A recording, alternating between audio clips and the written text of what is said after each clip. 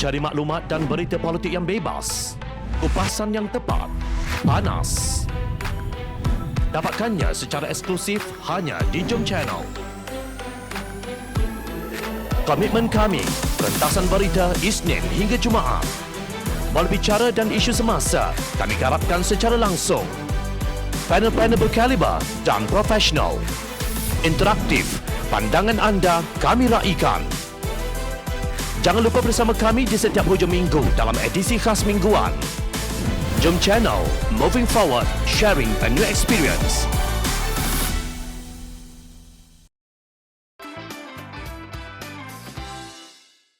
Siapa sebenarnya Ketua Kartel Immigration?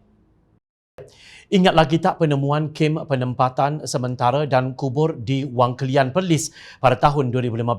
Penemuan kubur 130 mayat mangsa pemerdagangan manusia itu diumumkan pada Mei 2015 oleh Ketua Polis Negara ketika itu Tan Sri Khalid Abu Bakar. Sebuah suruhanjaya siasatan diraja RCI telah dibentuk, terdiri daripada 7 anggota panel yang diketuai bekas Ketua Hakim Negara Tun Arifin Zakaria. Hasil siasatan telah pun siap pada hujung tahun 2019. Perkara tersebut diumumkan oleh Menteri Dalam Negeri ketika itu Tan Sri Mahyadin Mak Yassin pada 15 Januari 2020, lapor Berita Harian. Menurut laporan benanews.org, Kerajaan Thailand telah membicarakan 102 orang dan mensabitkan kesalahan terhadap 62 orang daripada mereka termasuk bekas Jeneral Tentera berpangkat 3 bintang.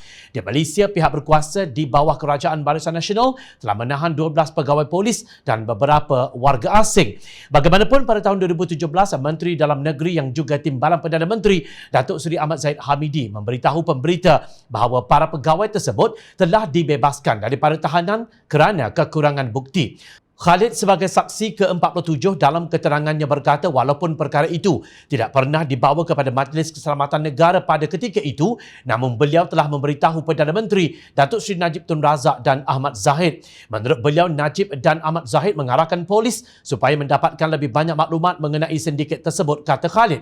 Perdana Menteri khususnya bimbang jika pihak berkuasa kita terlibat kerana beberapa anggota pihak berkuasa Thailand telah ditahan di negara mereka, kata Khalid. Tetapi sehingga ke hari ini, kami masih tidak dapat membuktikan penglibatan anggota-anggota kami, ujarnya seperti dipetik benanews.org.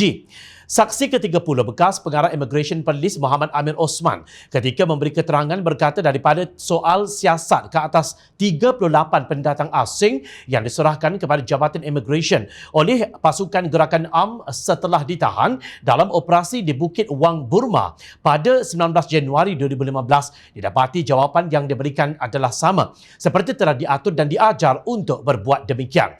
Menurut Mahyadin Mak Yassin, pada Januari 2020, laporan RCI berkenaan yang telah siap akan dibentangkan di Kabinet. Dia berkata hasil RCI itu juga telah dipersembahkan kepada Yang di-Pertuan Agong Al-Sultan Abdullah Ahmad Shah pada awal September 2019. RCI berkenaan mula mengadakan sesi siasatannya pada 14 April 2019 dan telah mendengar keterangan 48 orang saksi. Selain Tun Arifin Zakaria, RCI itu turut dianggotai oleh bekas Ketua Polis Negara Tan Sri Norian Mai selaku Timbalan Pengerusi, bekas Ketua Pendakwaan Jabatan Peguam Negara Datuk Nobahari Baharudin, Pengerusi Suruhanjaya Hak Asasi Manusia Suhakam Tan Sri Razali Ismail, bekas Ketua Penyelidik Jabatan Peguam Negara Datuk Junaidah Abdul Rahman, bekas Duta Malaysia ke Thailand Datuk Nazirah Hussein, bekas Timbalan Pengerusi Jawatan Kuasa Kira-kira Wang Negara Dr. Tan Seng Giao dan Yusran Shah Muhammad Yusof selaku Setiausaha RCI. Pada 29 Oktober 2021, bernama melaporkan 3 rakyat Thailand yang dikehendaki pihak berkuasa Malaysia berhubung kes pemerdagangan orang dan penemuan kubur di Wang Kelian pada 2015 itu telah ditahan dan mereka berkemungkinan akan diekstradisi ke Malaysia.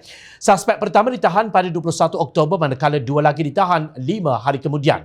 Jurucakap Pejabat Peguam Negara UAG Thailand, Prayut Pat Kun, berkata ketiga-tiga mereka adalah antara 9 anggota kumpulan pemerdagangan orang, kesemuanya rakyat Thailand, termasuk seorang wanita dikehendaki pihak berkuasa Malaysia berhubung penemuan kubur di Wang Kelian itu. Mahkamah Jenayah mengeluarkan waran tangkap ke atas 9 suspek dan 3 telah pun ditahan.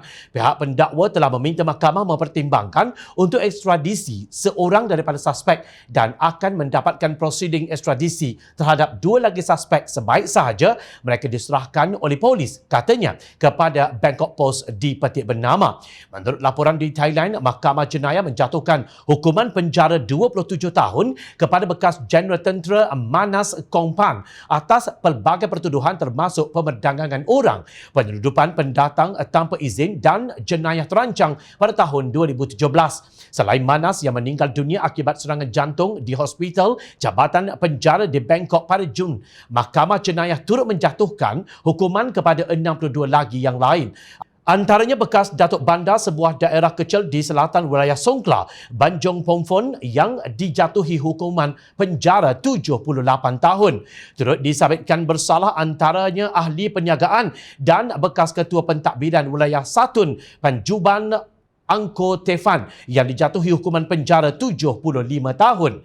Namun di Malaysia hanya kedengaran bunyi krik-krik kerana kononnya tiada sebarang bukti. Tiba-tiba pada 1 Disember 2021, Menteri Dalam Negeri Kerajaan Keluarga 69, Datuk Seri Hamzah Zainuddin, membuat gempar bahawa pihak Kementerian Dalam Negeri menerima maklumat mengenai kewujudan kartel di pelbagai peringkat dalam kalangan pegawai immigration sehingga menjejaskan tahap integriti jabatan berkenaan. Menurutnya, sindiket itu menggunakan pegawai dalaman di beberapa peringkat dalam jabatan immigration untuk bekerjasama dengan mereka. Difahamkan beliau sudah memaklumkan kepada Ketua Pengarah Immigration, Datuk Indra Khairul Zaimi Daud, untuk menyiasat serta mengambil tindakan terhadap pegawai yang tidak bertanggungjawab dan bersekongkol dengan sindiket berkenaan.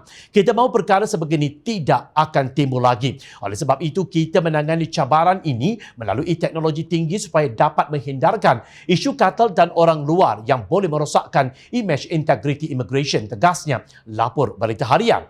Bukankah Hamzah salah seorang daripada Menteri Kabinet ketika kem penempatan sementara dan kubur di Wang Kelian ditemui pada tahun 2015 itu? Fail hasil siasatan RCI kini ada pada simpanan Kabinet. Menteri KDN bukalah fail RCI berkenaan. Mana tahu rahsia kartel yang YB cari mungkin ada tersembunyi di sana. Ada berani.